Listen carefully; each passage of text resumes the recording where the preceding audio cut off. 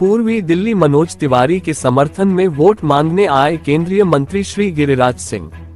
पूर्वी दिल्ली नई Seemapuri mother dairy पर भारतीय जनता पार्टी के कार्यकर्ताओं और समर्थकों की ओर से भव्य समारोह किया गया, जिसमें केंद्रीय मंत्री श्री गिरिराज सिंह मुख्य अतिथि थे। गिरिराज सिंह जी ने कहा, मोदी जी के साथ खड़ी है जनता, कमल दोबारा खिल रहा है, भाजपा के पक्ष में ही माहौल बन रहा है।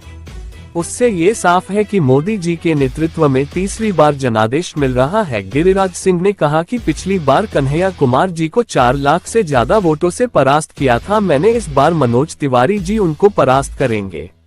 इस खास मौके पर भाजपा कार्यकर्ता मौजूद थे। श्री संजीव अरोड़ा जी, श्री संदीप सिंह जी, श्री पुनीत पवार जी, श्री कर्मवीर चंदेल जी, श्री राजकुमार अंजना जी, श्रीमती सोनू शर्मा जी, सुधा। तुम तो मेरी बात सुन करके मस्जिद में जाके बोलोगे ही कि गिरिराज सिंह आया था, तो अब सही सही बात सुन लो मेरे भाई। मैंने जब नजदीक बुलाया तो मैंने कहा, सुनो मुझे एक बात बताओ मौलवी साहब, तेरे मोहल्ले में प्रधानमंत्री आवास मिला है? कहा हाँ मिला है। हमने कहा तेरे मोहल्ले में हिंदू मुसलमान हुआ प्रधानमंत्री आवास देने में? कहा नहीं हुआ। शौचालय देने में हुआ? तो कहा नहीं हुआ। हमने कहा गैस का सिलेंडर देने में हुआ? तो कहा नहीं हुआ। हमने कहा बड़ी अच्छी बात है भैया। 5 किलो अनाज देने में हुआ? कहा नहीं हुआ। हमने कहा भैया ये जो 5 लाख इलाज वाला है वो हुआ? कहा हाँ भैया खूब हुआ। उसमें हुआ हिंदू मुसलमान? हमने कहा नहीं। जब कहा उसने नहीं तो हमने भी कहा नहीं। देखो मोदी जी हिंदू मुसलमान नहीं करते। लेकिन तुम ये बताओ कि तुमने हमें वोट दिया? तो हंसते हुए कहा हाँ दिया। मैं सच्ची बात कह रहा हूं भैया, अपने भगवान की कसम बाद में खाऊंगा। मैं उसकी कसम, खुदा की कसम खा के कह रहा हूं कि सच सच बोल रहा हूं। मैंने पूछा जरा खुदा का नाम लेके बोलो तो उसने कहा नहीं वोट दिया।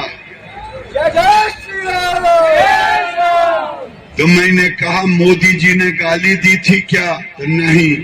हमने गाली दी थी? तो नहीं। आखिर वोट क्यों नहीं दिया? मैं पूछना चाहता हूं।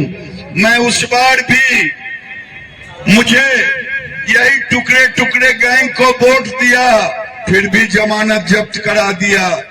लोगों के, मतदाताओं के आशीर्वाद से। मेरे पास तो कोई पूंजी नहीं थी। मेरी पूंजी तो यही, ये टीका मेरा देख रहे हैं, और बिहार में सिखा होता है, सब जगह हिंदुओं का सिखा होता है। मेरी पूंजी तो यही दोनों थी जो सनातन का प्रतीक था। आजकल कुछ सनातन मुस्लिम भी आ गए हैं, अच्छी बात है, मैं उनको धन्यवाद देता हूं। मेरे भाई आप जरा होशियार से रहना। जब चुनाव 25 तारीख को आएगा, मैं अपने पार्टी के अध्यक्ष से निवेदन करूंगा कि सभी पोलिंग एजेंट को कह दो, अगर कोई बुर्का पहन के आए, अब तुम्हें पहचान में दिक्कत हो तो उनके बुर्का उठा करके देखो, ये तुम्हारी संवैधानिक अधिकार है। बुर्के की आड़ में कोई वोटिंग बोगस न कर पाए, ये चेता दो। मैं खुलेआम चुनौती के साथ कह रहा हूं, ये संवैधानिक अधिकार है, ये इलेक्शन कमीशन के आदेश से है।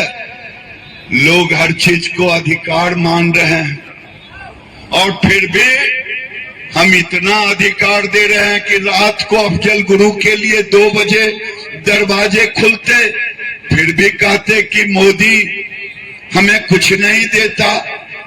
अरे तुम तो खा पी करके भी नमक हराम हो, तुम मुझे वोट तक नहीं देते।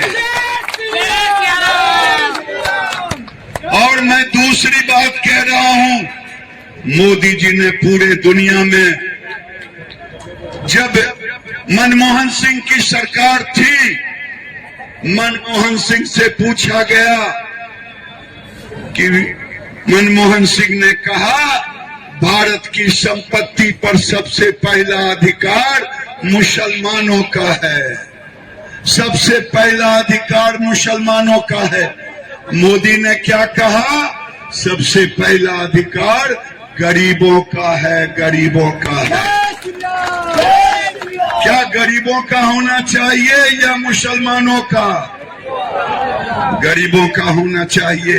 ये राहुल गांधी इसीलिए कर्नाटक में मुसलमानों को आरक्षण दे दिया, हिंदुओं का आरक्षण छीनेगा, कल हिंदू को मुस्लिम बनाने पर जोर देगा, कल पाकिस्तान बनाने पर जोर देगा।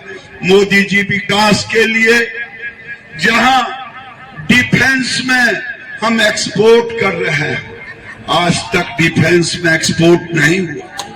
पत्रकार ने पूछा, गिरिराज जी 10 साल मनमोहन सिंह की, राहुल की सरकार और 10 साल आपकी सरकार में क्या अंतर है? हमने कहा 10 साल में कांग्रेस की सरकार